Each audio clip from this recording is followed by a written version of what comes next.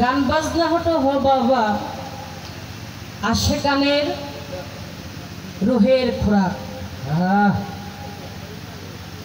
গান শুধু গাই না, গান শুনি। গাওয়ার চাইতে শোনাটা হলো বেশি কষ্ট। কিছু কিছু গান শুনলে সে গানে ইবাদতে গণ্য হয়।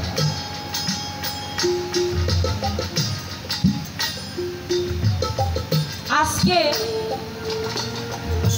গান শুনলেন আপনারা, আমরা গান গাচ্ছি, আপনারা শুনছেন, শোনার মানুষ। এই যে আমার হুজুর পাকের নাম যতই শুনি ততই মধুর লাগে। ওই যে বুলবুলি গিয়েছিল মোহাম্মদ নাম যতই জপি ততই মধুর লাগে। ওই নামে তো মধু আছে কি জানো তো আগে। হ্যাঁ, তো আমার হুজুর পাকের নাম যতবারই আমরা শুনছি ততবারই আমরা মুখের মধ্যে চুমা খাইতেছি, চোখের মধ্যে লাগাইতেছি। কারণ হুজুর পাকের নামের সম্মান করলে চোখের জ্যোতি বাড়ে, চোখের বরকত বাড়ে। সেই গান শুনলে কোনোদিনও মানুষ পাপের পথে যাইতে পারে না, মানুষের সাথে অন্যায় আচরণ করতেও পারে না। তো বসে বসে আমি নিজেও একটি ভাবের সাগরের মধ্যে ডুবেছিলাম। খুব ভালো লাগছে আমার বাবা। আমার বলা যেমন তেমন হোক, কিন্তু আমার বাবার বলাটা তার মতন হয়েছে। আমার এক ভাই তিনি বলেছেন আমরা আরো কিছু শুনতে চাই, যার আমরা প্রত্যেকটা মানুষই আহলে বায়াতের অনুসারী, আহলে বায়াতের প্রেমিক, আমার রাসূলের উম্মত। সেখান থেকে আরো গুরুত্বপূর্ণ কিছু আলাপ আলোচনা আমি সামনের দিকে যাব, আশা করি দোয়া রাখবেন সবাই। তো এবার নতুন করে আরেকটি বিষয়ের মধ্যে আমি আমার দয়ালকে রাখবো, কারণ একটি বিষয় আমাদের আলোচনা সম্পূর্ণ হয়ে গেল। স্বরূপ কি, গুরু কি, আকার সাকার নিরাকার কি, সেই বিষয়টা আমাদের জানা হয়েছে। এবার আরেকটি বিষয়ের মধ্যে রাখবো, সেই বিষয়টা হলো কথা থেকে আমার এটা কথা পয়দা হয়েছে। ঈসা নবীর উম্মত যারা ছিলেন তারা কালেমা পাঠ করেছেন, কালেমা লা ইলাহা ইল্লাল্লাহু ঈসা কালিমুল্লাহ। মুসা নবীর উম্মত কালেমা পড়েছেন কালেমা লা ইলাহা ইল্লাল্লাহু মুসা কালিমুল্লাহ। কিন্তু মুসা নবী কালেমা পড়েছেন কালেমা লা ইলাহা ইল্লাল্লাহু মুহাম্মাদুর রাসূলুল্লাহ। এখানে আমার একটু বোঝার দরকার, ঈসা মুসা দাউদ নবী ইব্রাহিমে কান্দে আমার আল্লাহর প্রেমে। আমার মাওলা বলেন নিজে আমি মুহাম্মাদের দেওয়ানা। তোমরা কিছু চাইলে আমার হাবিবের কাছে চাও, আমার হাবিব দিলে আমি দিতে পারি। সব নবী উম্মতরা নবীর কালেমা পড়ছে, আর ঈসা মুসা দাউদ নবী ইব্রাহিম নূহ কালিমুল্লাহ যে সমস্ত নবী ছিলেন এরা নবী কালেমা পড়েছেন আমার মুহাম্মাদুর রাসূলুল্লাহ। তাই কোনো মাবুদ এক আল্লাহ ব্যতীত। আমি জানবো নবী কোন কালেমা পড়েছে।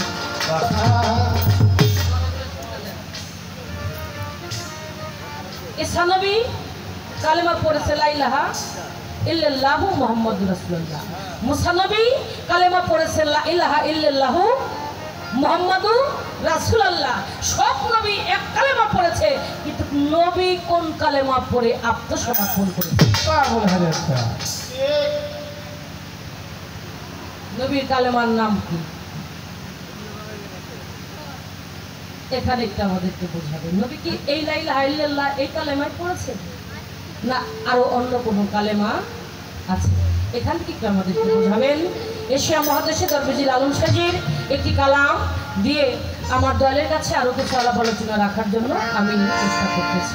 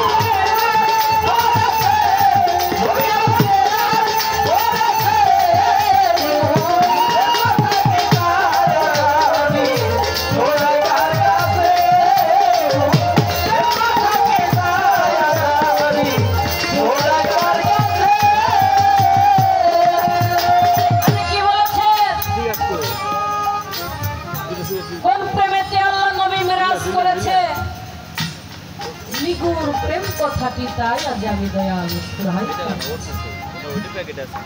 মিরাজ হলো ভাবের ভবন গুপ্ত ব্যক্ত দুজনে মিলে করে আলাপন কে পুরুষ আর কে প্রকৃতি তাহার শাস্ত্রে কি প্রমাণ লিখেছে নিগুর প্রেম কথাটি তাই আজ আমি শুধাই তার কাছে কোন প্রেমের প্রেমিক ফাতেমা সাইকে করলেন পতি ভজনা কোন প্রেমের দায় ফাতেমাকে সাই আমার আল্লাহ আমার ফাতেমাকে মা বলেছে সেখান থেকে আমার দয়াল আমাদের একটু বোঝাবে দেখা যায়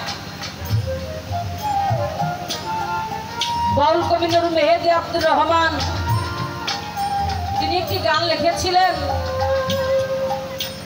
শান্তি ধর্মের জন্ম লইয়া শান্তি কইয়ার পাইলাম ওহাবের খাজে খারেজি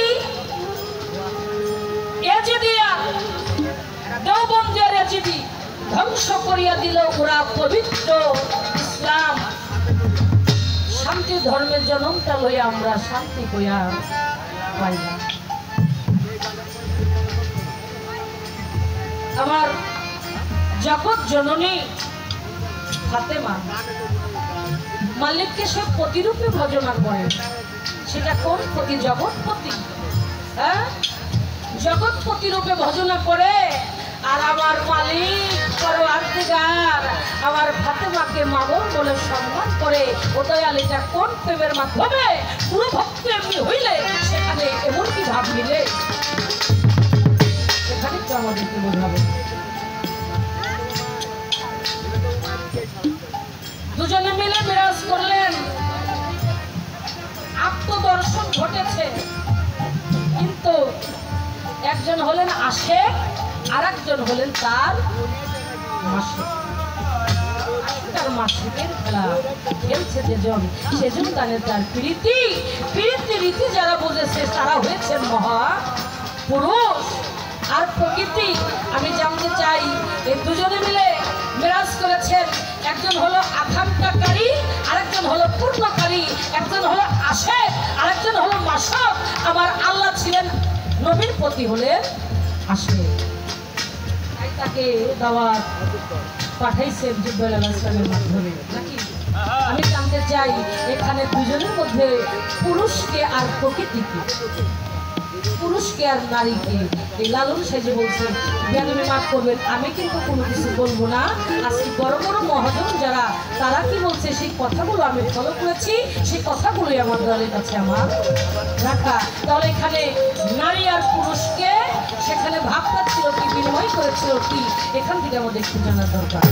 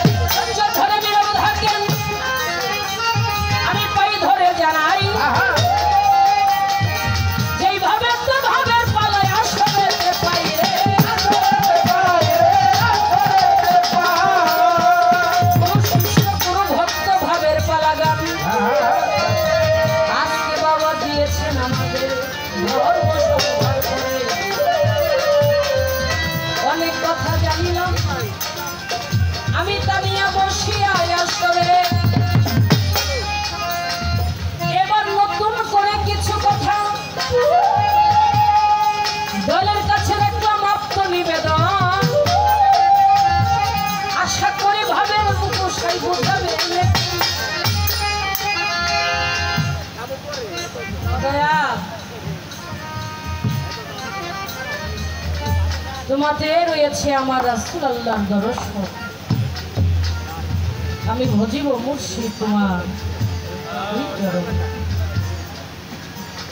জ্ঞানের পদে সাধক রাজ্য বালি দেওয়ান সে বাবা জানের একটি কালাম আমরা শুনলাম, যাবি যদি মাসক রূপ দর্শনে আল্লাহর আসে কান বস যাইয়া বলি আল্লাহ ধরে পাক কালাম পাঠাইলেন সাই কুরআন খুলে দেখো তাই কি বলে সাই আপু পাক জবানে আল্লাহ বলেন আমার রাসূলকে যে ভালোবাসে নিশ্চয় সে আমাকে ভালোবাসে। আমরা ছায়া আর কায়া দুই বস্তু এক শোনে, এই কথা থেকে আমার এই গানটা আপনাদেরকে শোনাইছি। আচ্ছা বাবা, এখানে দলিল করা হয়েছে, দলিল প্রমাণ করা হয়েছে আল্লাহ রাসূল আল্লাহ নিজে পাক জবানে বলে আমরা দুজনে এক বস্তু ছায়া আর গোলাম কায়া।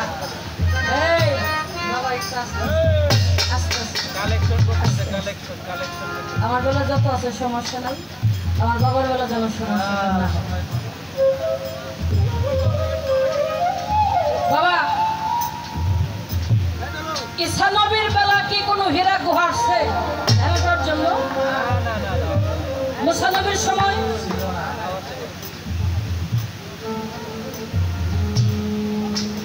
হীরা গুহা কি আসছে? আসে না। ইসমাইল নবীর সময় তার কাছেও তাকেও হীরা গুহার মধ্যে আমার আল্লাহ সাধনা করতে বলেন নাই। অর্থাৎ অন্যান্য যে নবী গণরা আসছিলেন, নবী রাসূলরা আসছিলেন, এদেরকে আল্লাহ পাক বলেন নাই তোমরা যাইয়া ওই হীরা গুহার মধ্যে ইবাদত করো, ধ্যান করো, ধ্যান করো, আমাকে ডাকো, কিন্তু আমি জানবো। একটু সরেন বাবা, আল্লাহর দোয়া একটু সরেন, কালেকশন একটু আপাতত গানে যখন যাবো তখন সামনে আসবেন।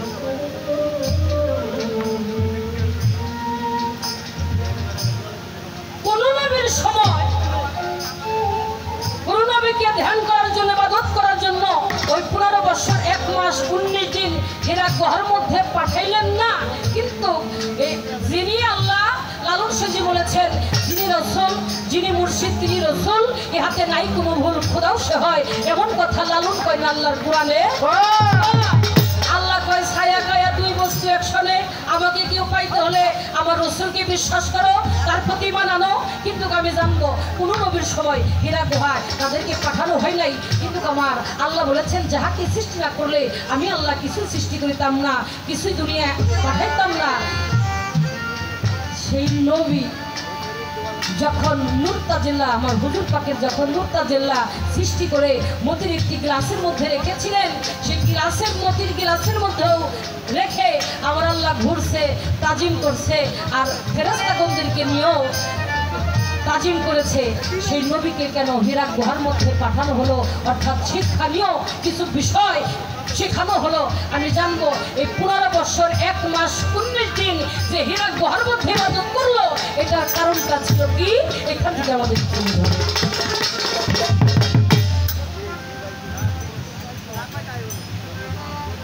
কথাগুলো শোনার দরকার আছে বাবা, দরকার আছে। এই কথাটা আমার বাবার কাছে বলবে।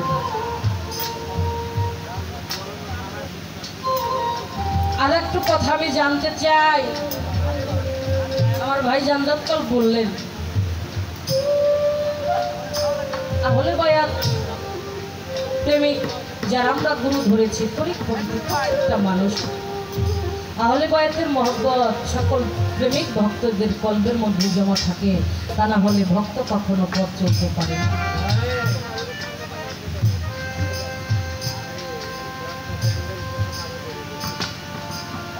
মওলা আলীকে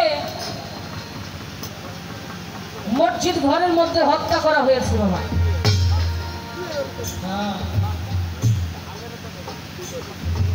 মওলা আলীকে মসজিদ ঘরের মধ্যে হত্যা করা হয়েছে নামাজরত অবস্থায়।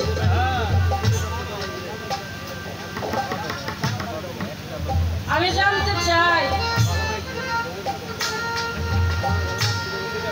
এই এরা কি মুসলমান ছিল না খ্রিস্টান ছিল?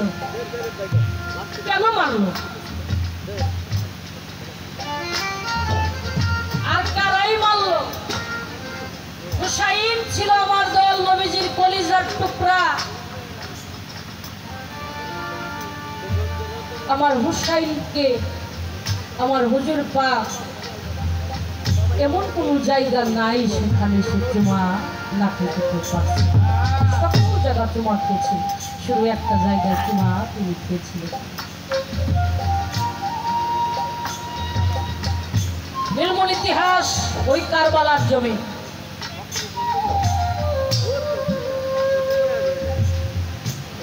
জোহরের নামাজ পড়ে যাবে, আসরের নামাজ যাবো কাজা না। এর মধ্যে হুসাইনের মাথা, হুসাইন খেয়েছে। আপনারা বাবা তো জানেন ওইখানে কোনো খ্রিস্টান লোকও ছিল না, ওইখানে কোনো হিন্দু লোকও ছিল না। ছিল বড় বড় দাড়ি, মাথায় টুপি, গায়ের মধ্যে জুব্বা, কাঁধে বিশ্বাসী গামছা।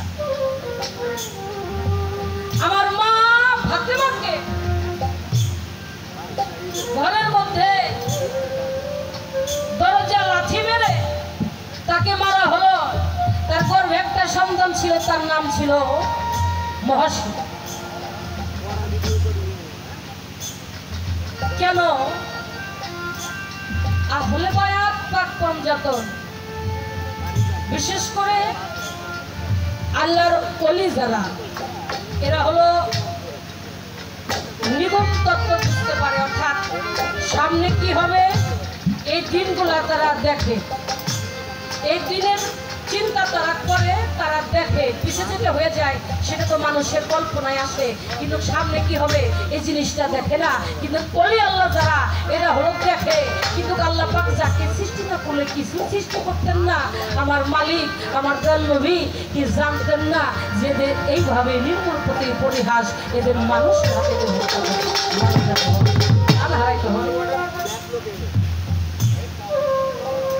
আমি জানবো। আর একটা কথা আপনারা বুঝবেন, বিশেষ বিশেষ ওলি আল্লাহ যারা, এদের দেখবেন মেয়ের ঘরের যে ছেলে সন্তান হয়, জামাই হয়, এদের থেকে পীরগিরিটা চলে। এখানে আমাদের একটু বোঝাবেন ইহার কারণ কি।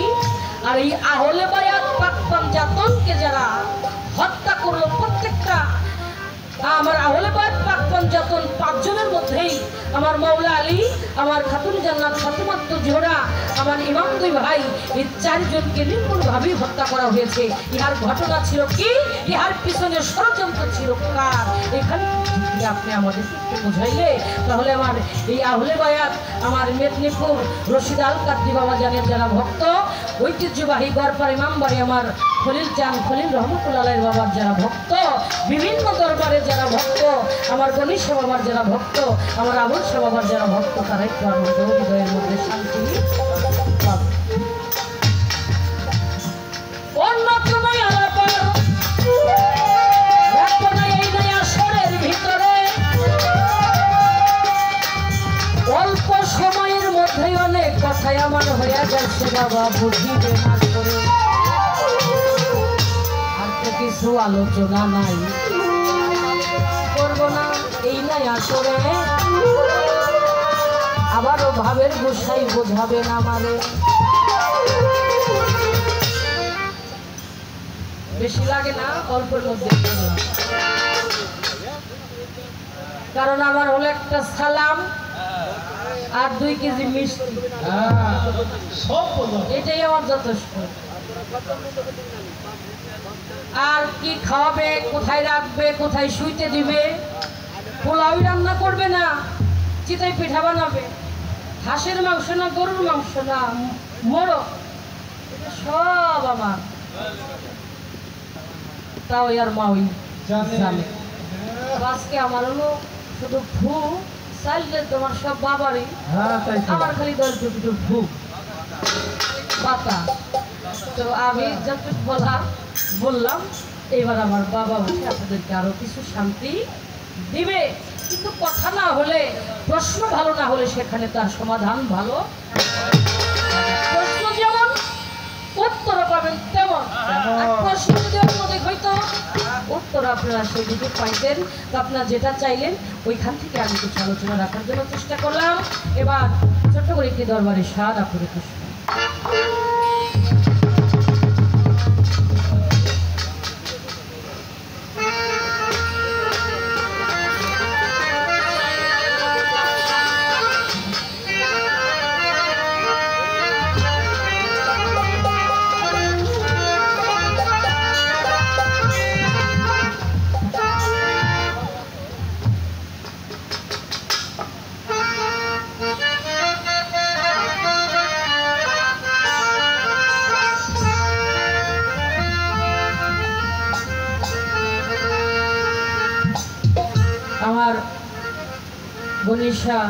আমার গণিসা ফকির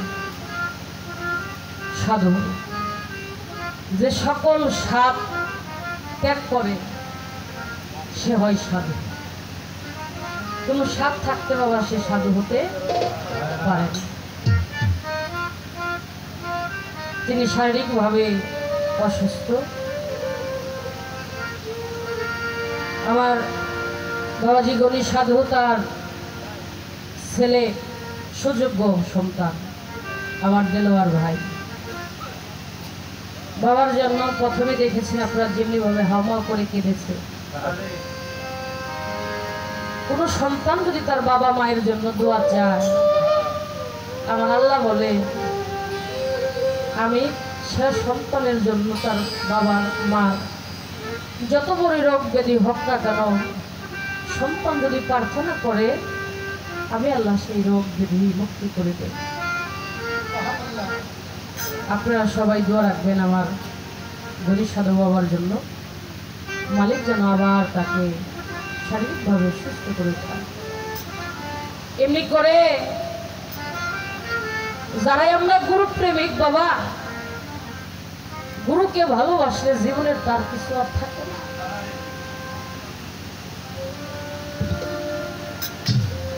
তারাই ভক্ত হয়। গুরুকে ভালোবেসে যারা জীবনের সুখের আশা করে না, বাড়ি চাই না, গাড়ি চাই না, ছেলে চাই না, মেয়ে চাই না, স্ত্রী চাই না, বিষয় আশায় কিছু চাই না, তারাই ভক্ত হয়। আর সেই মানুষটাই গুরুকে ভালোবাসলে তার জীবনে সকল কিছু উৎসর্গ করে এক নামের পরে বসে থাকে।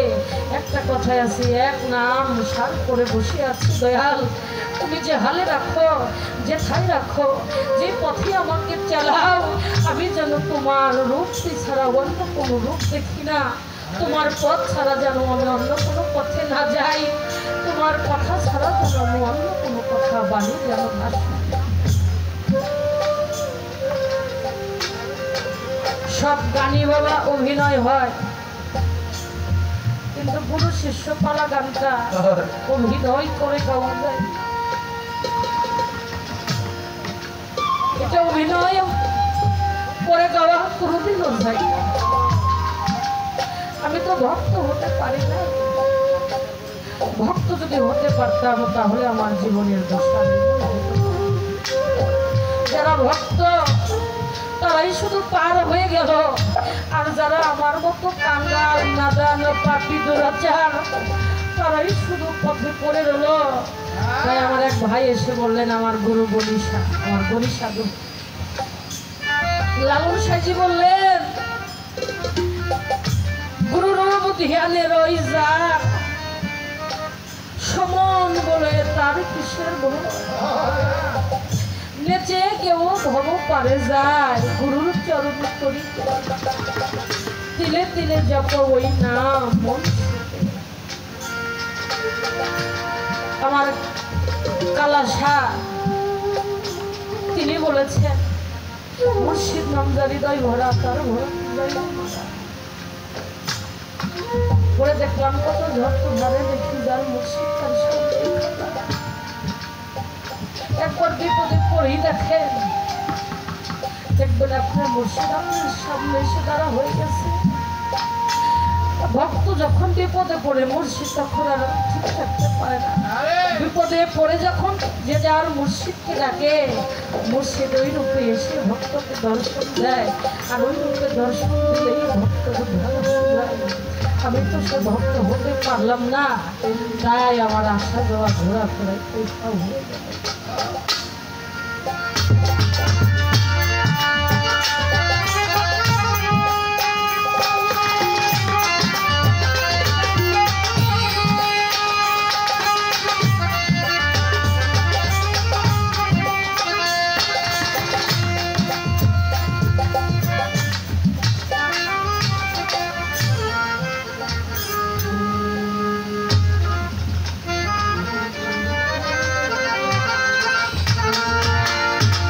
আমি এই ভব নদীকে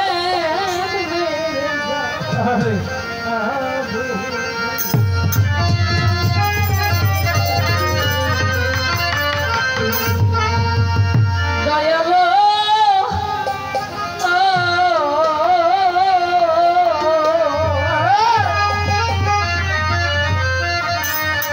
বাজান আমি ভব নদীকে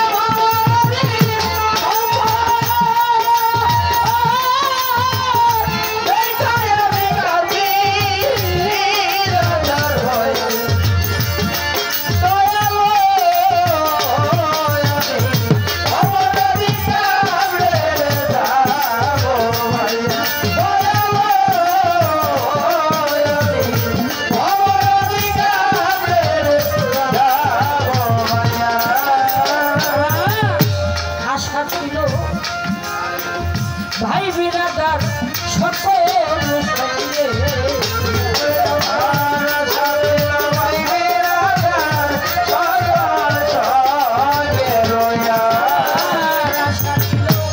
ভাই বিরাদার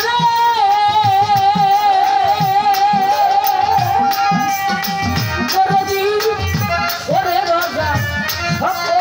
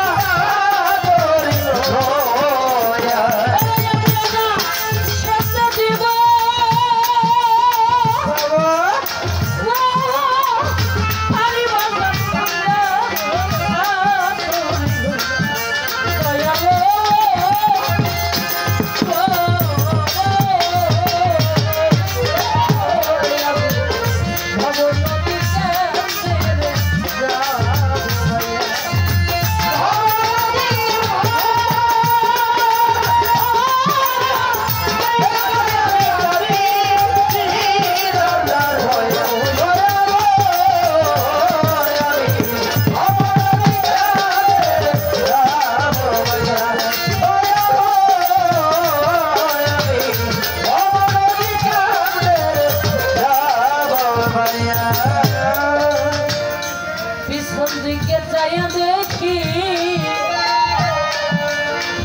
বাজান আমার বেলা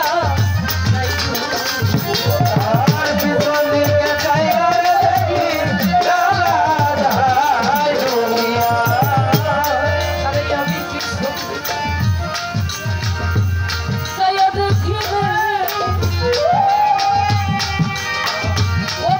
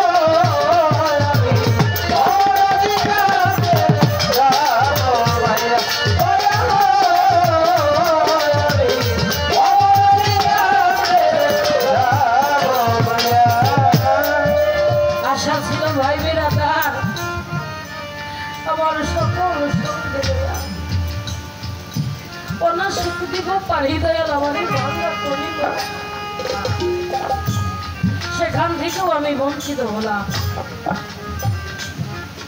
পিছন দিকে চেয়ে দেখি আমার বেলা যাইতেছে ডুবিয়া, কোন দিন যাব জমে এসে আমায় লইবে ভাবিয়া। একবার চিন্তা করেন তো বাবা, কিসের আমার কি হইতেছে, কিসের আমার কি হইতেছে। আমার দাদাগুরু সাধক আইনাম মেয়ালপিস তিনি যাবেন, তিনি একটি গান লিখেছিলেন চলে যাওয়ার 1.5 মাস আগে। পৃথিবী তোমাকে সালাম, পৃথিবী তোমাকে সালাম, আমি কি ছিলাম আর কি হইয়া গেল। যে দিনটা পিছনে পড়ছে ওই দিনটাই ভালো যাইতেছে, ওই দিনটা থেকে আমার লস, দিনটা আমার জীবন থেকে চলে গেল। কিন্তু একবারও আমার দ্বারা কোনো গুরুর সেবা, কোনো সেবা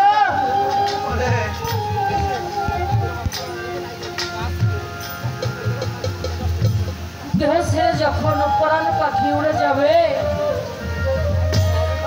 তখন যেন আমি আমার মুর্শিদের রূপটা দেখে দেখে পরম বন্ধুর কাছে সারা দিতে পারি। সাধকে বলেছে আমার সকল কিছুই নিয়ে যায়, সকল বঙ্গ খাইও রে কাক, কিছু না রাখিও বাকি, আমার আখি 2টা ধুইয়া খাইও যেন আমার মুর্শিদের। ভক্ত তারাই হয়ে গেল, তারাই হইতে পারলো যারা গুরুর নামে সকল কিছু উৎসর্গ করে, গুরু নামের কাঙ্গাল সেজে দাঁড়ে দাঁড়ে ভিক্ষা করে খায়, মানুষের কাছে কাঙ্গাল ভেসে যায়। তারা বাবা গুরু ভক্ত হয়েছে, আমার দ্বারাই সেটা হয়ে যায়। কারণ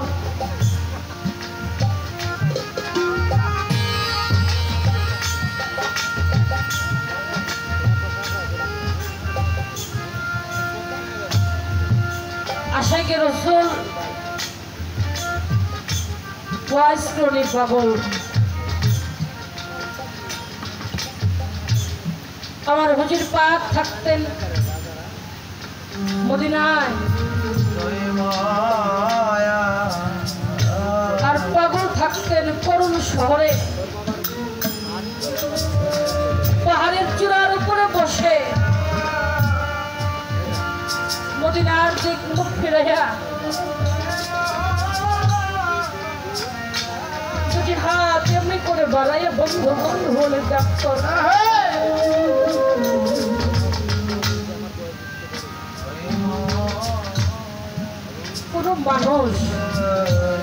কোন মানুষকে যদি স্মরণ করে ওই মানুষটার কথা মনে হয়। আর কোন ভক্ত আমার মদিনার দিকে মুখ ফিরাইয়া ওই পাহাড়ের চূড়ার উপরে বসে হাত উঁচু করে বন্ধু বন্ধু কাঁদে। যখন পাগলের চূড়ার পরে বসে কাঁদে, আমার দয়াল নবী আর ঘরে ঠিক থাকতে পারে না, পাগল হয়ে যায় ভক্তের কান্না। হঠাৎ করে গভীর রাত্রে পাগল যেমনি ডাকতেছে কাঁদতেছে, আমার দয়াল নবী ঘর হতে 1 পা 2 পা করে জঙ্গলের মধ্যে চলে গেছে।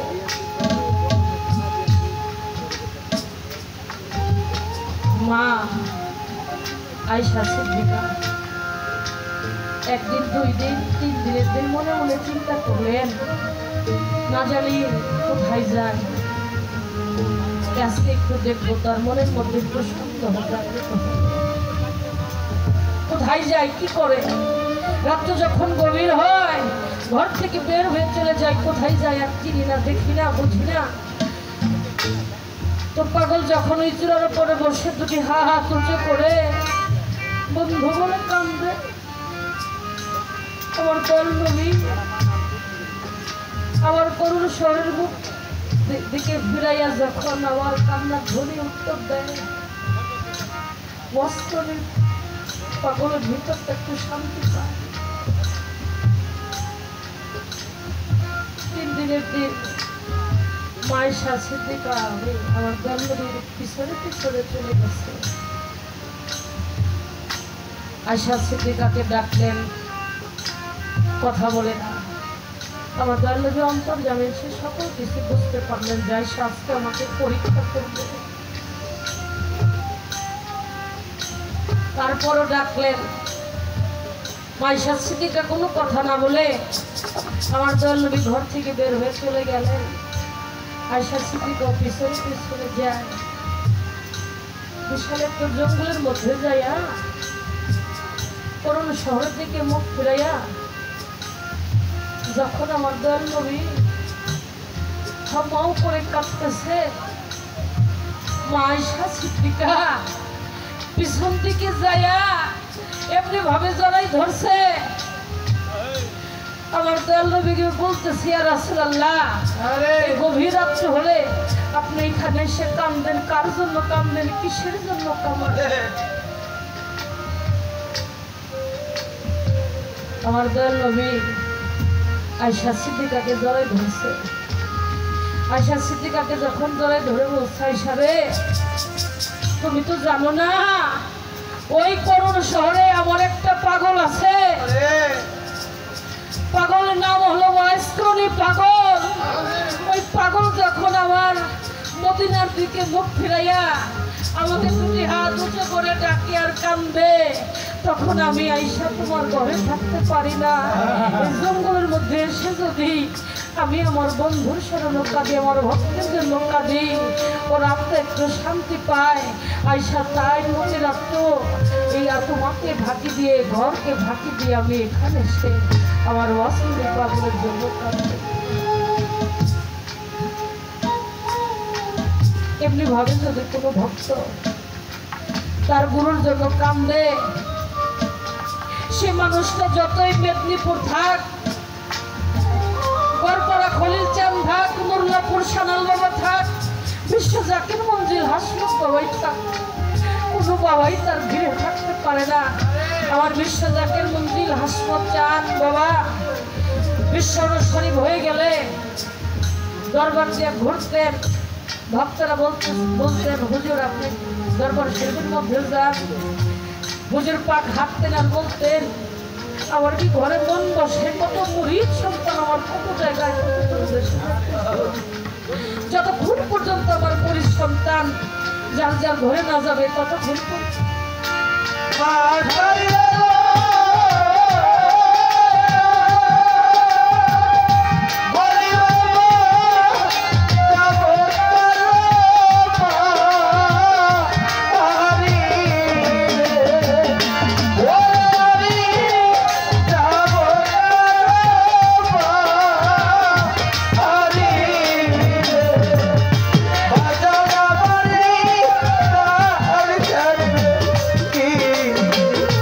Oh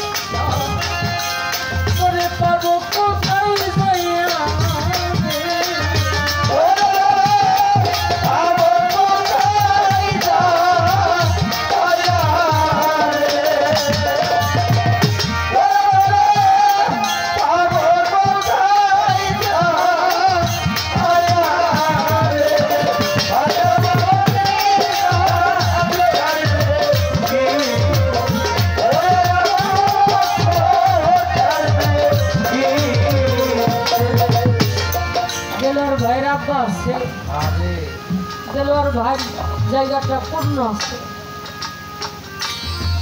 যার ঘরে মা আছে বাবা আছে জায়গাটা পূর্ণ আছে, যার মাও নাই বাবাও নাই তার দুটি কোণে খালি আছে।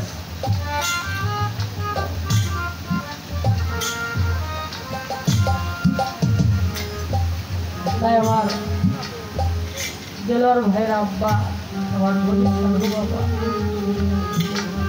বাবার জন্য দোয়া রাখবেন যেন এমন সাধু সঙ্গীর উচ্ছিলায় আল্লাহর অলির মাহফিলের উচ্ছিলায় মালিক বাবারটাকে সুস্থ করে দেয়।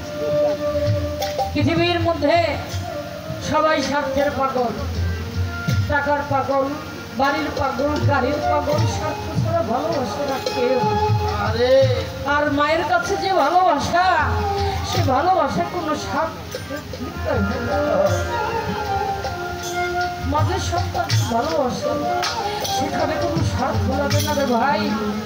বাবা যে তার সন্তানকে নিজের জানের মধ্যে বেশি ভালোবাসে, সেখানে কোনোই স্বার্থ লাগে না। আমার মুর্শিদ পাক, আমার মুর্শিদ পাক আমার দয়াল ভগবানের কান্দারে যেন ভালোবাসে, তার কাছে একটা স্বার্থ আছে, সেই স্বার্থটা হলো ভক্তের চোখের জল। ভক্ত যখন তার মুর্শিদকে চোখের জল ছেড়ে ডাকে তখন তার আনন্দ হয়। সাধক বলেছে চোখের জল হৃদয়ের ডাক, ইয়া ছাড়া কোনো মন্ত্র নাই। গুরু তার ভক্তের কাছে চাই শুধু চোখের জল। চোখের জল মিনতির সাথে যদি তার কোনো বন্ধুকে ডাকতে পারে, তার মুর্শিদ তার থেকে ধরে থাকতে পারে। আমার যা গেল লঙ্কনে